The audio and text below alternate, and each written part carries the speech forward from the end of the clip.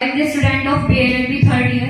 Sir, मैं ये जानना चाहती हूँ कि कोई ऐसा अनुभव आपका या कोई केस ऐसा जो आप साझा करना चाहते हो जिसका एक न्यायिक अधिकारी के रूप में आप पर प्रभाव पड़ा हो। Thank you sir.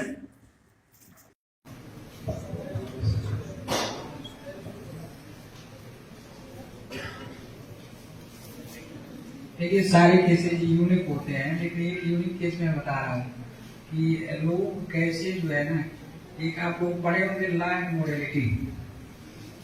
मोरलिटी क्या है, लॉ क्या है। हर लॉ मोरल होती है, लेकिन हर मोरलिटी लॉ नहीं हो सकती है। इसमें मेलविन में बहुत बढ़िया लिखा है, जो LLM या PG के छात्र होंगे या पढ़ रहे होंगे या जो टीचर होंगे। एक केस मैं बता रहा हूँ, जब मोरलिटी मर जाती है तो समस्या कैसे आती है, और वही सेक्रीफाई करने की बात है। हालांकि ये जजमेंट बताया जा सकता है, आप लोग सब टेक्नो फ्रेंडली होंगे, सारे जजमेंट जजों के नेट पे अवेलेबल हैं। मैं जाते समय वो बता दूंगा, और कंप्यूटर प्रेजेंटेशन प्रोजेक्टर होगा। एक केस ऐसा आया, सारी होते हैं लेकिन वो स्पेशल यूनिक था कि तीन भाई थे जो सोशल डिस्क्रिमिनेशन है, कैसे इनजस्टिस होता है। तीन भाई थे, बड़े भाई की केवल दो बेटियां थी, और दो बेटियां थी या दो भाई थे, उनके बेटे बेटियां सब थे। तो बड़े लड़के का शादी होने के बाद तीनों बच्चों की शादी हो गई, इनके अपने बीवी बच्चे थे। बड़े बच्चे का एक्सीडेंट में देहांत हो गया, उसकी केवल दो बेटियां थी, वो विधवा हो गई। तो उसके जो सास ससुर थे उसका केयरिंग करते थे। बड़ा एक चौधरी खानदान था, बड़ा बढ़िया था। उस समय का समझ लीजिए कि वो रॉयल स्टेट थी, कई 100 एकड़ उसकी जमीन थी। जनरली जब ऐसे हादसे होते हैं जिनकी केवल बेटियां हैं, तो प्रॉपर्टी डिवीजन को लेकर समस्या आ जाती है सोसाइटी में, और लोग ये नहीं चाहते हैं कि प्रॉपर्टी बेटियों को चली जाए, मतलब दामाद आके यहाँ पे जुड़ते हैं। तो कोशिश ये करते हैं कि इसको बेदखली कर दें या कोई भी करें।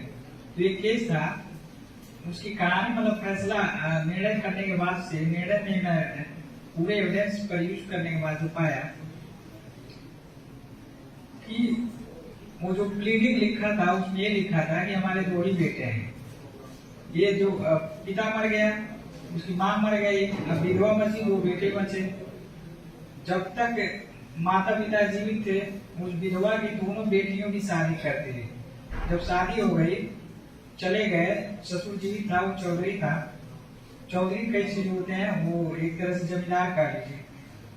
तो क्या हुआ, ये दोनों लड़कों ने क्या किया, एक फर्जी वसीयत लिखी, विल लीड, और विल लीड लिख के और रख लिया। और वो महिला जब बेटियां चली गई, ससुर मर गए, सास मर गई, तो उसको खाने पीने की, रहने की, भरण पोषण की दिक्कत होने लगी। तो उस दिक्कत में क्या आई, उसने सोचा मरने के बाद ऑटोमेटिक म्यूटेशन प्रोसीडिंग से उस विधवा का नाम उस एग्रीकल्चरल लैंड पे, प्रॉपर्टी पे दर्ज हो गया। तो उस विधवा ने क्या किया, 10-5 कट्ठे जमीन अपनी, मतलब 1 बीघा मान की जमीन बेच दी अपने जीवन को चलाने के लिए।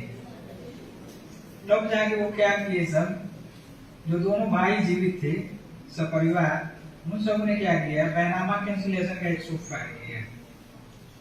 बैनामा जो सेल कैंसिलेशन के लिए सूट फाइल किया, वो नियर अबाउट 90 का केस है या 88 का। सूट चलने लगा और लंबे समय तक चलते रहा।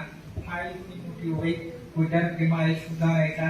और मैदान बात थी, जो दोनों बचे हुए लड़के थे, दोनों टीचर थे इंटर कॉलेज में, मतलब फाइनेंशियली एजुकेशनली स्ट्रांग थे।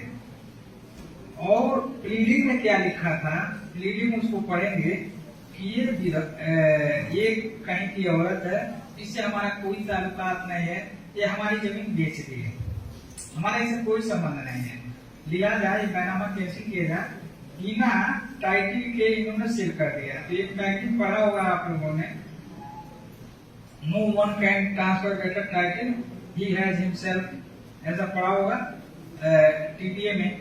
तो जो टाइटल आपके पास है नहीं, वो कैसे ट्रांसफर कर सकते हैं। तो तो उसी प्रिंसिपल पे उसको चैलेंज किया गया। बहुत सारे जजेज आए गए, मेरे सामने आया तो उसमें वकील जैसा टेक्ट लगाते हैं, वो कहते थे साहब एक बार फाइल पढ़ लीजिए और तब बात सुनाएंगे ताकि समझ में आ जाएगा। हमने कहा कि ये ठीक नहीं है, हम प्रिजुडिस हो जाएंगे, या सर हिलाएंगे आप सुनेंगे तो इसका कोई मतलब निकाला जाएगा। आप कंटिन्यू करें, उसके बाद में फाइल पढ़ना डिसाइड करना तो हमारा काम ही है। तो बहुत लीजेंड एडवोकेट थे वहाँ के, बहुत फेमस थे, उन्होंने कहा नहीं आप फाइल पढ़ लीजिए। तो एक हफ्ते तो इसी में निकल गया कि फाइल पढ़ लीजिए, कर लीजिए, वो कर लीजिए। तो उसके बाद हमने कहा चलो एक आइडिया लगाते हैं, सब में टाइपिंग लगा दिया, पेपर लगा दिया, WS है, प्लेन टेप फलाना है, ई पेपर है, टैग लगा दिया कि उनको जैसे रिफ्लेक्ट हो कि ये फाइल पढ़ रहे हैं। तो अगले दिन वो फ्लैग उनकी तरफ करके फाइल डायरी पे रखवा दी, तो फ्लैग लग रहा है साहब पढ़ रहे हैं, शुरू किया जाए। तो उन्होंने बहस करी, हमने डिसाइड किया। जो मैं बताया प्लीडिंग में क्या लिखा था, हमने पूरे इंटायर एविडेंस के पढ़ने के बाद से क्या पाया, वो उसकी सही भाभी थी, लेकिन प्लीडिंग में कभी कहीं भाभी लिखा ही नहीं था। विल रीड के जो कंटेंट थे उसको जब पढ़ेंगे तो विल रीड की स्टार्टिंग लाइन थी, मेरे 2 जीवित पुत्र हैं। मेरे स्टार्टिंग लाइन थी, मेरे 2 जीवित पुत्र हैं और मैं यह नहीं चाहता हूं कि हमारे मरने के बाद संपत्ति का कोई विवाद बढ़ जाए। तो ये लाइन क्या रिफ्लेक्ट करती है, मेरे 2 जीवित पुत्र हैं, इसका मतलब कोई ऐसा पुत्र भी था जो मर गया है। तो इसको जो रूलिंग है, जो रूल ऑफ इंटरप्रिटेशन है, जो हमारा जो स्टूडेंट्स है, उस कसौटी पे हमने कसा है और चेक किया, तो ये निकल गया है कि ये इसकी सगी रियल भाभी है और ये संपत्ति से डिस्कार्ड करने के लिए, बेदखल करने के लिए ये ऐसा केस लेकर आए हैं कि ये इसकी 2 बेटियां हैं, 2 बेटियों को हिस्सेदारी मिल जाएगी। तो सोसाइटी का एक माइंड सेट है, बेटियों को नहीं देना चाहते हैं, ऐसे केसेस आते हैं। तो इससे परेशान होने की जरूरत नहीं है, कहीं जेंडर डिस्क्रिमिनेशन है ही नहीं। आखिर 14 पढ़ा होगा आप लोगों ने, जितना राइट एक मेल चाइल्ड का है उतना ही एक राइट भी जो है ना फीमेल चाइल्ड का है, कहीं डिस्क्रिमिनेशन नहीं है। आज जो स्थिति ये है कि बेटियां शादी होने के बाद भी पिता की संपत्ति में उतने ही हकदार है जितना बेटा है।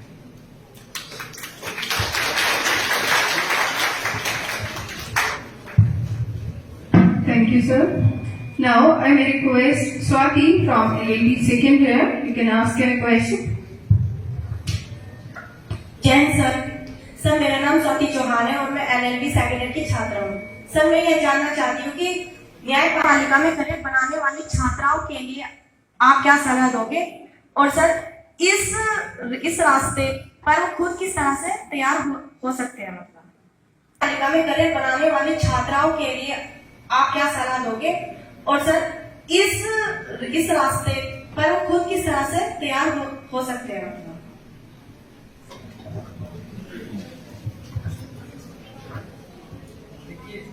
लड़कियों के लिए जज बनने से बढ़िया कोई कैरियर नहीं हो सकता है।